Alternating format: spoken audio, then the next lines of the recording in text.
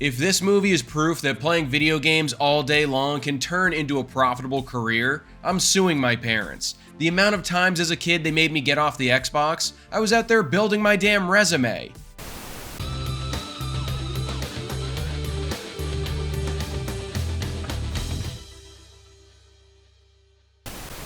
What's up, guys? I'm Sully, and today I'm super excited because we finally get to talk about the kind of sports movie, kind of video game movie, Gran Turismo. All you need to know about this one is that the story goes like this. Based on the true story of Jann Mardenborough, the film is the ultimate wish fulfillment tale of a teenage Gran Turismo player whose gaming skills won a series of Nissan competitions to become an actual professional race car driver. Now, I'll start this off by saying that I am a massive fan of racing movies. For some reason, they just get my blood pumping way more than any other type of sports film. And I'm not really sure why that is. It's not like I have a personal relationship with the sport, and in real life I drive like an absolute grandma, which is not something you hear a guy from Boston say very often.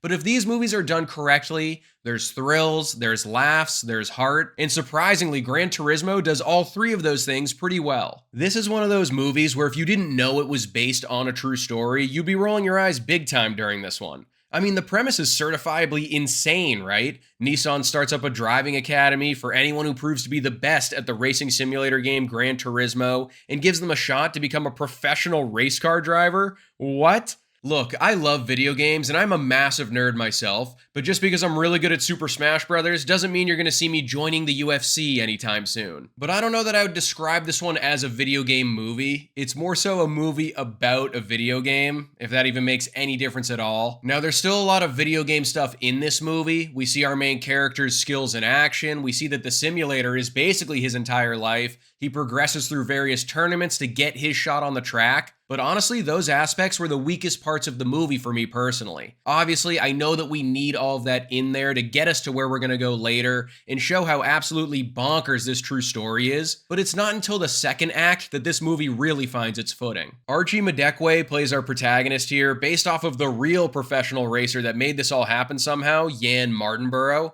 I thought he did a good enough job here, nothing that really had me in awe sitting there in my seat. But he plays off the other actors well, and he just comes off as an easy guy to root for. At the end of the day, that's really all you need in a movie like this.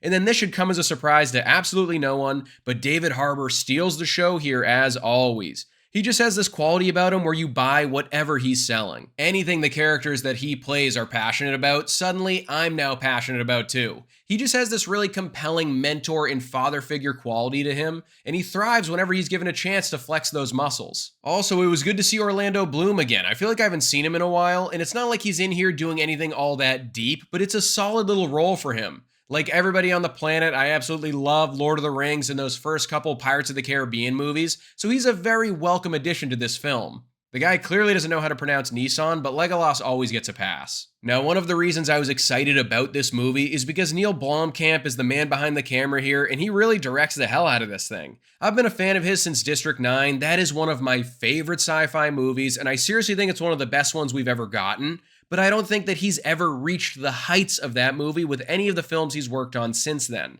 I enjoy Elysium and Chappie, but they're a lot more rough around the edges and generic. And then you have Gran Turismo, which is not the one I thought would break him out of his slump, and it still can't go toe-to-toe with something like District 9, but on a technical level, he does a really nice job with it, and it's just cool seeing him go out of his comfort zone and do a genre that I thought was definitely outside of his wheelhouse. All of the driving scenes are super intense, and the way Blomkamp visualizes them and mixes in aspects from the game makes them all wildly entertaining. Really, the only time this movie slams on the brakes and comes to a screeching halt is whenever they give attention to the super flimsy and thin romance story that's pretty much just shoehorned into here. Like, I get that they were trying to check all the boxes of a serious sports drama and wanted to cram everything in there, but this movie really didn't need that. If anything, they should have cut that out entirely and given that extra runtime to the relationship between the main character and his father.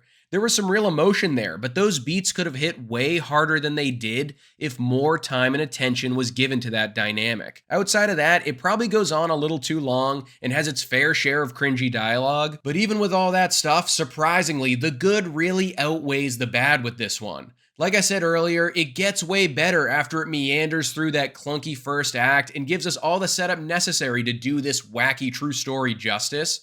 After then, it really kicks it into high gear and shows us what it can do. Overall, guys, Gran Turismo is going to go down as one of the biggest surprises of 2023 for me. What could have been an extremely generic and uninspired video game movie ended up being a legitimate sports drama with its heart in the right place. Neil Blomkamp gets to strut his stuff behind the camera like I've wanted him to for the first time in years, giving us some seriously high-octane racing sequences that remind us how talented he is when the right project crosses paths with his directing style. Now, this movie definitely isn't without its flaws. It goes on for a little bit too long, it's sprinkled with some cringy dialogue, and it really didn't need its romantic subplot. But this movie is such a crowd pleaser that it's hard to stay frustrated with it for too long.